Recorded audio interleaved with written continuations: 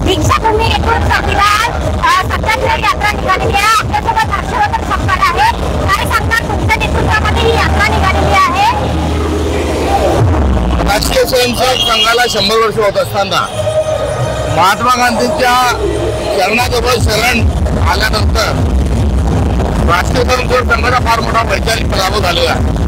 त्या राष्ट्रपित्याला त्यांनी गेली 100 वर्ष विरोध केला। त्यांचं तत्वज्ञान हे टकलाच असण्याचं आणि त्यांच्या तत्वज्ञानामुळे या देशात समस्या निर्माण झालं अशा प्रकारचा कांगावा करणारा राष्ट्रीय स्वयंसेवक संघाला 100 वर्ष कारकीर्द पूर्ण होत असताना जर गांधींच्या जनावरांवर पुतळ्याजवळ उभं राहावं लागतं तर त्यांनी त्यांचा पराभव मान्य केला।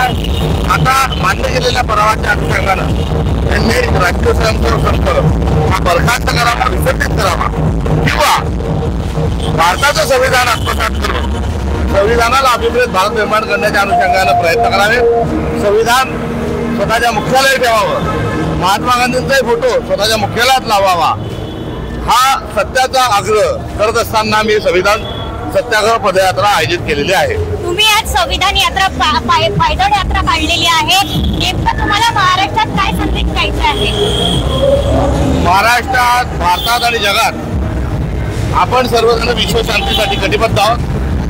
समता, बंधुता, सामाजिक न्याय आणि प्रत्येक व्यक्तीचा सन्मान या भूमिकेतूनच राज्यकारभार हा पुढे नेला पाहिजे। हुकुमशाही, दंडेलशाही, भेदाभेद हे मूल्य बाजूला सारून आपण सर्वजण या मूल्यांच्या अनुषंगाने पुढे जाऊ, हा संदेश आमच्या या पदयात्रेच्या अनुषंगाने आहे। नेमकी ही पदयात्रा कुठेपर्यंत जाणार आहे?